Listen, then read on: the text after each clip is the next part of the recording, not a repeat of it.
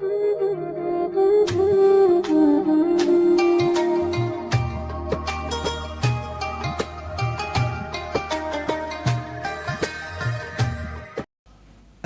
لله الذي علمنا أن نحمد، والصلاة والسلام على رسولنا سيدنا محمد. أشهد أن لا إله إلا الله، وأشهد أن سيدنا محمدا عبده ورسوله. أما بعد، فيا عباد الله، أوصيكم وإياي بتقوى الله، فقد فاز المتقون. قال الله تعالى في القرآن العظيم: أعوذ بالله من الشيطان الرجيم. وقال الرسول: يا رب إن قوم اتخذوا هذا القرآن مهجورا. صدق الله العظيم، وصدق رسوله النبي الكريم، ونحن على ذلك من الشاهدين والشاكرين. Sidang jamaah Jumat yang dirahmati Allah Subhanahu wa taala, mari sejenak kita perbaharui rasa syukur kita kepada Allah Subhanahu wa taala. Allah Subhanahu wa taala sampai detik ini masih memberikan kepada kita kesehatan. Allah Subhanahu wa ta'ala masih memberikan kepada kita hidayah dan taufiknya. Maka dengan berkah kesehatan ditambah dengan hidayah dan taufik Allah Subhanahu wa ta'ala, Allah mudahkan kita untuk berada di masjid yang kita cintai ini. Ada banyak saudara-saudara kita Allah berikan kesehatan kepada mereka. Bahkan kesehatan yang Allah berikan kepada mereka melebihi daripada kesehatan yang kita miliki pada saat ini. Tapi belum tergerak langkah kakinya untuk ke masjid. Sebagai umat Nabi Muhammad sallallahu alaihi wasallam, jangan pernah kita hinakan mereka. Jangan kita hardik mereka. Kita keluarkan kata-kata yang jorok, kotor terhadap mereka. Bisa jadi saudara-saudara kita, mereka semakin jauh dari masjid, semakin jauh daripada tuntunan agama, hanya karena mulut kita yang terlalu jorok terhadap mereka. Sebagai umat Nabi Muhammad sallallahu alaihi wasallam, mari sama-sama kita doakan. Ya Allah, sebagaimana Engkau memberikan hidayah dan taufikmu kepada kami, ya Allah, berikanlah hidayahmu kepada saudara-saudara kami yang lainnya. Amin ya rabbal alamin. Sidang jamaah Jumat yang dirahmati Allah Subhanahu wa taala, ketika Allah Subhanahu wa taala mensifati bulan Ramadan, Allah Subhanahu wa taala di dalam Al-Qur'an menyampaikan syahrul Ramadan alladzi unzila fihi al-Qur'an. Maka pada kesempatan ini mari sejenak kita introspeksi. Kita bertanya kepada diri kita, jangan melihat orang lain. Sejauh mana interaksi kita dengan Al-Quran? Dan ini merupakan salah satu persiapan kita menjelang bulan suci Ramadan. Rasulullah sallallahu alaihi wasallam pernah mengadukan, wa qala ar-rasul ya rabbi inna qaumi ittakhadhu hadzal qur'ana mahjura. Ya rabbi inna qaumi ittakhadhu hadzal qur'ana mahjura. Ya Allah, kaumku mereka meninggalkan Al-Quran. Oleh para ulama tafsir, ayat ini dicoba untuk ditafsirkan. Apa yang disebut kepada golongan yang meninggalkan Al-Quran? Ada beberapa model, ada beberapa kelompok yang disampaikan oleh para ulama. Apakah kita termasuk kepada kelompok tersebut? Mari sejenak kita introspeksi, kita bercermin, jangan melihat orang lain.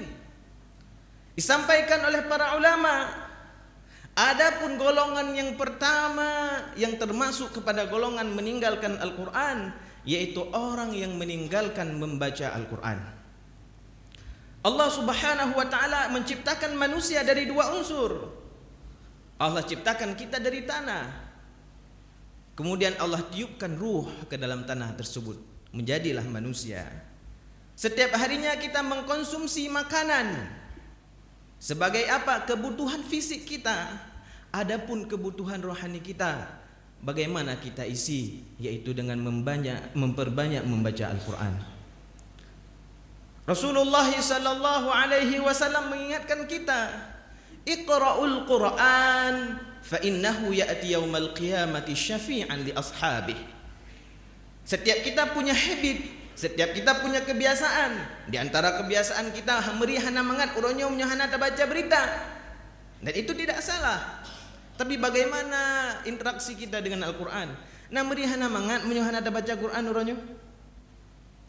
Membaca Quran tidak masalah, membaca berita tidak masalah selama kita tidak membaca hoax dan menyebarkan kepada orang lain. Tapi bacaan Quran kita itu belum tentu bisa menjadi kebaikan di akhirat nanti. Tapi bacaan Al-Quran kita, kata Allah subhanahu wa ta'ala, yakunu syafi'an li ashabih, akan menjadi syafaat bagi yang membacanya. Tentunya membaca Al-Quran ini tidak cukup dengan membaca-baca saja. Tentunya harus dengan tuntunan yang benar. Suatu hari ada seorang pemuda datang kepada Abdullah ibnu Mas'ud. Abdullah ibnu Mas'ud salah satu orang yang direkomendasikan oleh Rasulullah sallallahu alaihi wasallam. Sekiranya kalian ingin melihat bagaimana Al-Quran itu diturunkan, maka dengarkanlah bacaan Abdullah ibnu Mas'ud. Datang pemuda membaca Al-Quran di hadapan Abdullah ibnu Mas'ud. Innamas sadaqatu lil fuqara'i wal masakin, tanpa memperpanjang bacaan lil fuqara. Dikomentari oleh Abdullah ibnu Mas'ud. Padahal kesalahan yang terjadi oleh pemuda tersebut, kesalahan bacanya itu tidak berpengaruh kepada pergeseran makna. Lil fuqara, mau kita baca panjang, mau kita baca pendek, sama saja maknanya, tidak berubah. Tapi ditegur, ma hakadza aqra'aniha Rasulullah sallallahu alaihi wasallam. Bukan seperti itu saya mendengar bacaan daripada Rasulullah sallallahu alaihi wasallam. Lalu Abdullah ibnu Mas'ud memperdengarkan bacaan yang benar dengan memperpanjang innamas sadaqatu lil fuqara. Begitulah tuntunan daripada Rasulullah sallallahu alaihi wasallam. Setiap huruf-huruf Al-Qur'an itu harus dibaca sesuai dengan tuntunan daripada Rasulullah sallallahu alaihi wasallam. Maka mari sejenak kita tanya, bagaimana kapasitas saya membaca Al-Quran? Tidak perlu jauh-jauh. Kita tidak berharap semua kaum muslimin itu bisa menjadi qari semua. Tidak. Minimal sekali. Bagaimana bacaan Al-Fatihah kita? Berpuluh-puluh tahun kita beribadah. Kenapa Allah subhanahu wa ta'ala senantiasa tidak memberikan jalan yang mudah bagi kita? Karena kita terlalu meremehkan bacaan Al-Quran ini. Kita tidak mau memperhatikan Al-Fatihah ini sebagaimana akademisi mengejar Scopus. Bagaimana para dosen-dosen di kampus mengejar Scopus, kita pejabat-pejabat yang mencari gelar. Bagaimana semangatnya kita? Kalah semangat kita dalam mempelajari Al-Fatihah ini. Abdullah ibnu Mas'ud beliau menegur karena apa? Panjang pendeknya saja yang kurang. Bagaimana dengan bacaan Al-Fatihah kita hari ini? Mungkin ada huruf yang tertukar, mungkin ada huruf yang tertinggal. Satu huruf dari Al-Fatihah tersebut yang tidak benar diucapkan berpengaruh kepada kesempurnaan ibadah kita. Maka mari sejenak kita cek. Getanya yang na udep dalam kampung tajak babak dengku imum. Dengku pun awatan nasihat puna. Dia tolong dengar nasihat Al-Fatihah lun tuan. Dia tolong dengar nasihat Al-Fatihah lun tuan. Kita dari kecil diajarkan membaca Al-Quran. Tapi mungkin guru-guru kita dulu mengajarkan kita dengan kapasitas kita waktu kecil. Begitu beranjak dewasa, kita cek kembali bagaimana kualitas bacaan kita. Beranjak lagi, kita cek kembali. Karena belajar Al-Quran itu tidak cukup dengan 1 tahun, 2 tahun. Karena belajar Al-Quran itu dari kita lahir sampai kita menemui ajal. Rasulullah SAW juga mengingatkan, setelah kita mempunyai semangat untuk membaca Al-Quran, memperbaiki bacaan Al-Quran kita, hendaknya kita memperbanyak membaca Al-Quran tidak hanya di masjid. Tidak hanya di masjid. Mungkin kita kadang-kadang butuh duduk di masjid, mendapat atmosfer orang-orang membuka Al-Quran. Kita juga ingin termotivasi untuk membuka Al-Quran. Tapi sesekali hendaklah kita membuka Al-Quran di rumah kita. Hari ini kita antarkan anak-anak kita ke musalla, kita antarkan anak-anak kita ke TPA. Tapi kita sebagai orang tua, pernahkah kita membaca Al-Quran di depan anak-anak kita? Pernahkah kita membaca Al-Quran di hadapan anak-anak kita? Mari sejenak kita tanya pada diri kita. Ada seorang pemuda, dia baru menikah dengan istrinya, tapi dalam perjalanan pernikahannya tersebut selalu terjadi masalah. Hantam dah yang betul. Karena niat untuk tapu butai kata ja ulwa oh tawa gadah lom, karu lom. Sehingga pemuda tersebut mengadu kepada salah satu ulama dalam mazhab Malik. Setelah dicek apa yang melatar belakangi pakan karu sampai ngaurinang tu, pakan. Rupanya si pemuda ini tidak pernah membaca Al-Quran di rumahnya.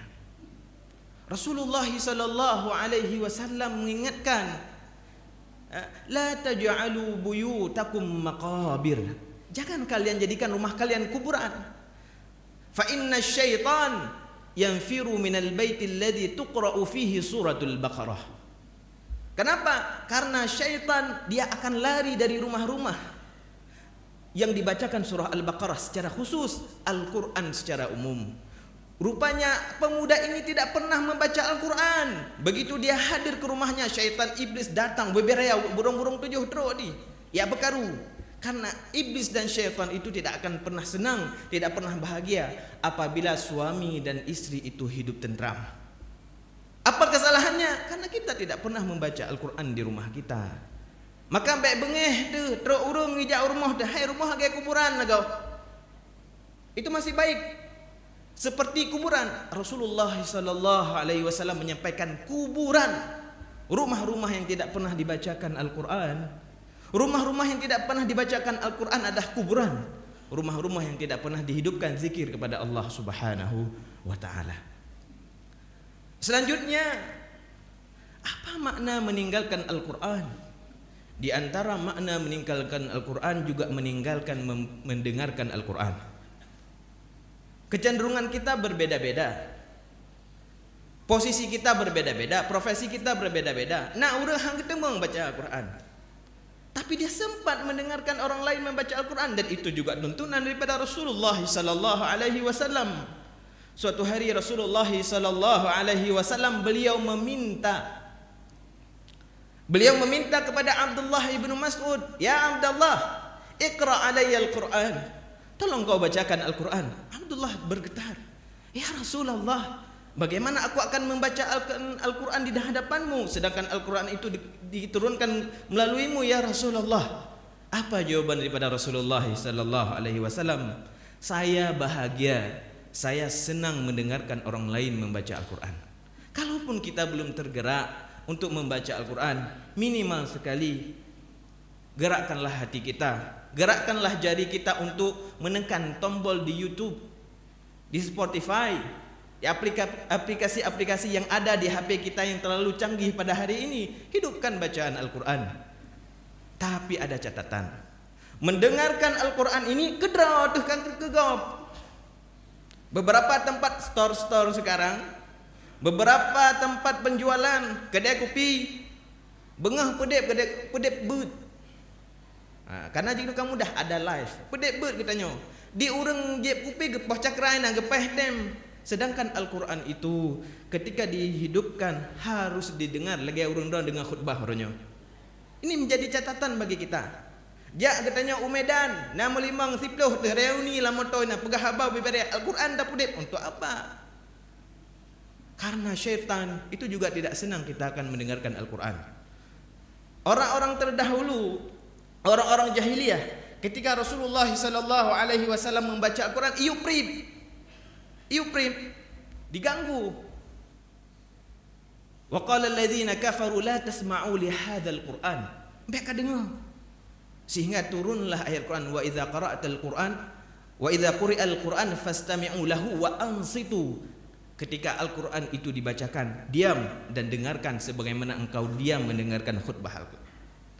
Itulah diantara makna kita meninggalkan Al-Quran. Dan selanjutnya diantara makna kita meninggalkan Al-Quran yaitu meninggalkan mentadabburi Al-Quran.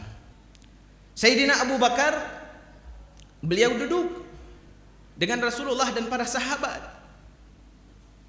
Kemudian Sayyidina Abu Bakar mengomentari Rasulullah sallallahu alaihi wasallam.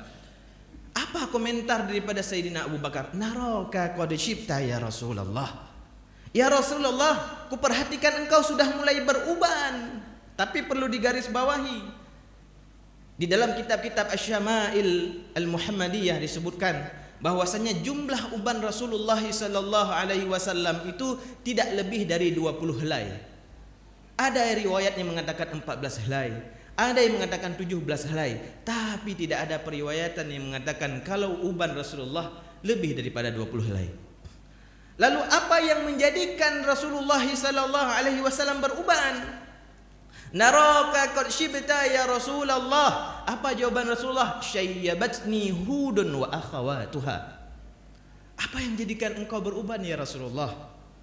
Karena ketika Rasulullah sallallahu alaihi wasallam membaca surat Hud wa akhawatuha, membaca surat Al-Waqiah, membaca surah-surah yang ada di penghujung Al-Quran, yang ada di juz 30 yang menceritakan tentang azab orang-orang terdahulu dan bagaimana akan terjadi dahsyatnya nanti di akhirat. Ketika itu Rasulullah sallallahu alaihi wasallam beruban. Berapa banyak di antara kita yang ketika kita membaca Al-Quran sampai kita tertegun. Getanya obat tak duduk di rumah mungkin sering di kalangan dia anak ayah pakan abang.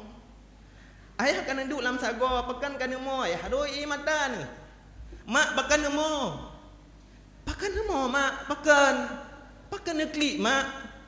Kan duduk dalam sago pakan hanya pegah badong mak. Punahai. Ada masalah apa?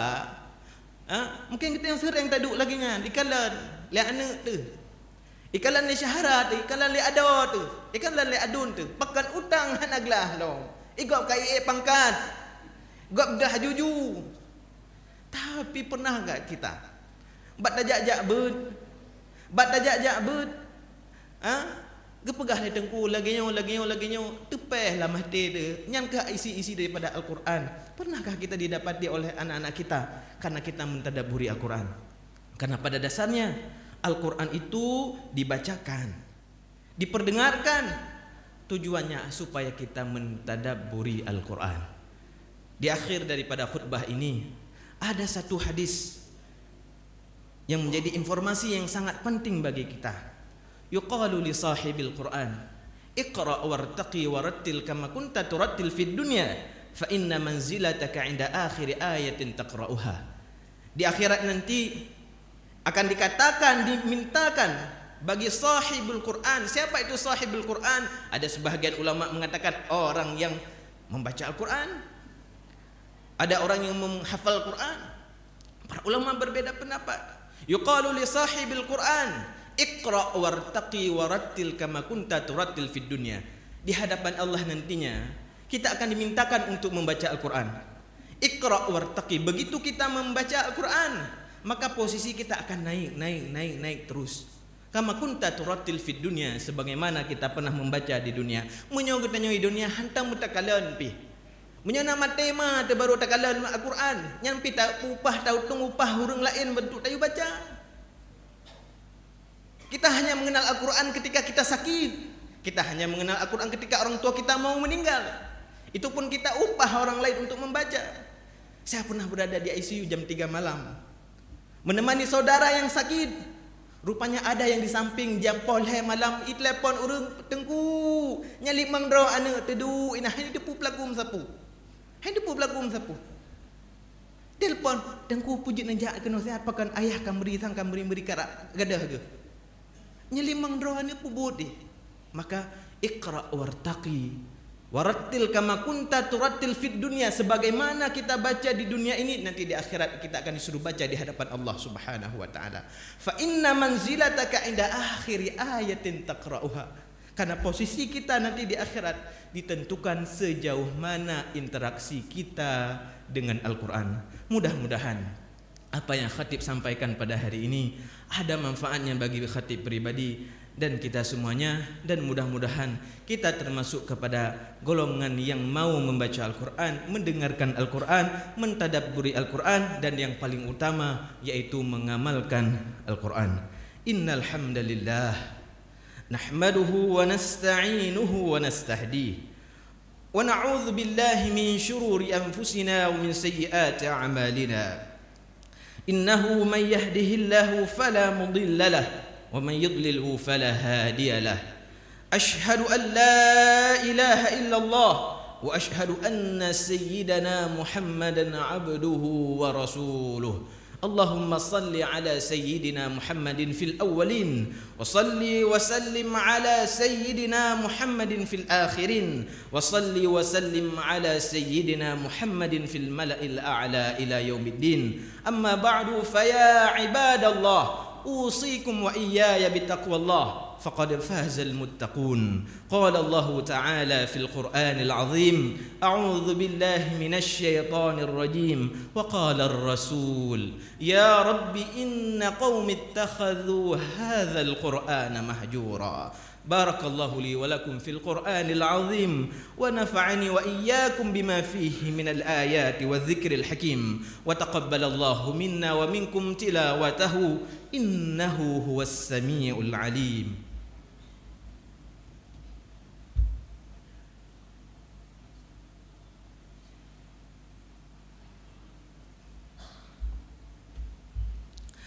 إن الحمد لله نحمده ونستعينه ونستهديه ونعوذ بالله من شرور أنفسنا ومن سيئات أعمالنا. إنه من يهده الله فلا مضل له ومن يضلله فلا هادي له.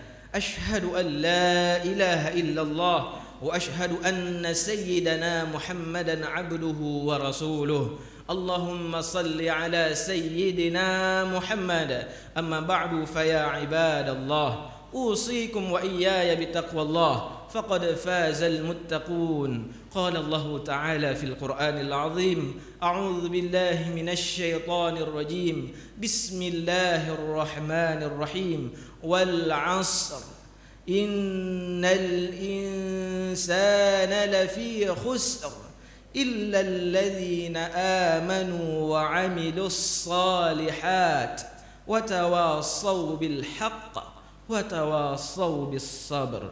إن الله وملائكته يصلون على النبي يا أيها الذين آمنوا صلوا عليه وسلموا تسليما. اللهم اغفر للمسلمين والمسلمات والمؤمنين والمؤمنات الأحياء منهم والأموات إنك سميع قريب مجيب الدعوات ويا قاضي الحاجات. اللهم وفق ولاة أمورنا لما تحب وترضى. اللهم وفق ولاة أمورنا لما تحب وترضى. اللهم وفق ولاة أمورنا لما تحب وترضى. اللهم اجعل هذا البلد آمنا مطمئنا سخاء رخاء وسائر بلاد المسلمين. ربنا ظلمنا أنفسنا وإن لم تغفر لنا وترحمنا لنكونن من الخاسرين. ربنا آتنا في الدنيا حسنة وفي الآخرة حسنة وقنا عذاب النار. عباد الله، إن الله يأمر بالعدل والإحسان وإيتاء ذي القربى وينهى عن الفحشاء والمنكر والبغي يعظكم لعلكم تذكرون. فاذكروا الله العظيم يذكركم وأقم الصلاة.